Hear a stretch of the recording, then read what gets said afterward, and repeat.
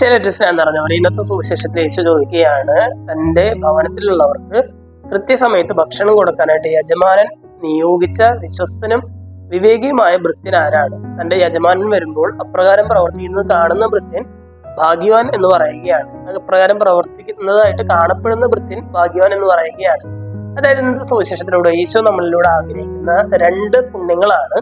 ഒന്ന് വിശ്വസ്തയുണ്ടായിരിക്കണം, രണ്ട് വിവേകം ഉണ്ടായിരിക്കണം. ക്രിസ്മസിനായിട്ട് നമ്മൾ ഒരുങ്ങുമ്പോൾ ഈ രണ്ട് പുണ്യങ്ങള് നമ്മുടെ ജീവിതത്തിൽ ഉണ്ടായിരിക്കട്ടെ.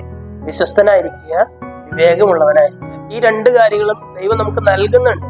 വിശ്വസ്തനായിരിക്കുക എന്ന് പറഞ്ഞാൽ നമുക്ക് ദൈവത്തോട് വിശ്വസ്തരായിരിക്കണം, നമ്മുടെ ചുറ്റുമുള്ള മനുഷ്യരോട് വിശ്വസ്തരായിരിക്കണം. മദർ തെരേസ പ്രകാരം പറയുന്നുണ്ട്, ദൈവം എന്നെ വിളിച്ചിരിക്കുന്നത് വിജയിയാകാനായിട്ടല്ല, മറിച്ച് വിശ്വസ്തയാകാനായിട്ടാണ്. ഒരുപക്ഷെ വിശ്വസ്തയാകാനായിട്ട് നമ്മൾ പരിശ്രമിക്കുമ്പോൾ ഒരുപക്ഷെ മുഴുവൻ സമയത്തും വിജയിയാകാനായിട്ട് നമുക്ക് സാധിച്ചെന്ന് വരികയൊന്നുമില്ല, അല്ലെ? നമ്മുടെ ചുറ്റുമുള്ള പരീക്ഷകളില് ഒരുപക്ഷെ ചില മത്സരങ്ങളിലൊക്കെ വിജയിയായിട്ട് കാണപ്പെടാനായിട്ട് നമുക്ക് സാധിക്കണമെന്നൊന്നുമില്ല. പക്ഷെ വിശ്വസ്തനായിട്ട് ഇരിക്കാനായിട്ട് നമുക്ക് സാധിക്കും. നമ്മുടെ കുട്ടികളുടെ പരീക്ഷയ്ക്കൊക്കെ ആയിട്ട് നമ്മൾ ഒരുങ്ങുന്ന സമയത്ത് ഈ തരത്തിലുള്ളൊരു വിശ്വസ്തത ദൈവത്തോട് കാണിക്കാനായിട്ട് നമുക്ക് പരിശ്രമിക്കാം. ഞങ്ങളുടെ സെമിനാറിലായിരുന്നു ഞാൻ ഡയറക്ടേഴ്സിനൊക്കെ ഇങ്ങനെ പറയുമായിരുന്നു, നിങ്ങളെല്ലാവരും ഡിസ്റ്റിങ്ഷൻ വാങ്ങണമെന്ന് ഞാൻ പറയുന്നില്ല, മറിച്ച് ദൈവം നിങ്ങൾക്ക് നൽകിയിരിക്കുന്ന ഒരു ബുദ്ധിയുണ്ട്.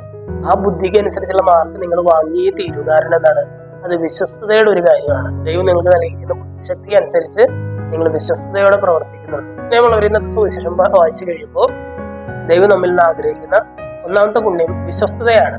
രണ്ടാമതായിട്ട് ഈശോ പറയുകയാണ് വിവേകമതിയായിരിക്കും, അല്ലെ? നമ്മളെല്ലാവരും വിവേകത്തോടെ പെരുമാറണം എന്ന് ആഗ്രഹിക്കുകയാണ് ഈശോ. അപ്രകാരം കാണപ്പെടുന്ന ഭൃത്യൻ ഭാഗ്യവാൻ എന്നാണ് പറയുന്നത്. അപ്രകാരം കാണപ്പെടുക എന്ന് പറഞ്ഞാൽ, യജമാനൻ വരുമ്പോൾ അപ്രകാരം കാണപ്പെടുക എന്ന് പറഞ്ഞാൽ ചുമ്മാ നമ്മൾ അഭിനയിക്കാൻ വേണ്ടി 1-2 നിമിഷം മാത്രം അങ്ങനെ ചെയ്താൽ ഒരുപക്ഷെ യജമാനൻ വരുമ്പോൾ നമ്മൾ പിടിക്കപ്പെടാം, അല്ലെ? എല്ലാ സമയവും ഒരുപോലെ വ്യാപരിച്ചാലാണ് യജമാനൻ ഏത് സമയത്ത് കയറി വന്നാലും നമ്മളെ ഈ വിശ്വസ്തനും വിവേകിയുമായിട്ട് കാണാനായിട്ട് സാധിക്കുകയുള്ളൂ. ഇന്നത്തെ സുവിശേഷഭാവം വായിച്ചു കഴിയുമ്പോൾ ക്രിസ്മസിനായിട്ട് നമ്മൾ ഒരുങ്ങുമ്പോൾ വിശ്വസ്തത, വിവേകം, ഈ രണ്ട് പുണ്യങ്ങൾക്ക് വേണ്ടി നമുക്ക് പ്രാർത്ഥിക്കാം. ദൈവം നമ്മെല്ലാവരെയും സമൃദ്ധമായിട്ട്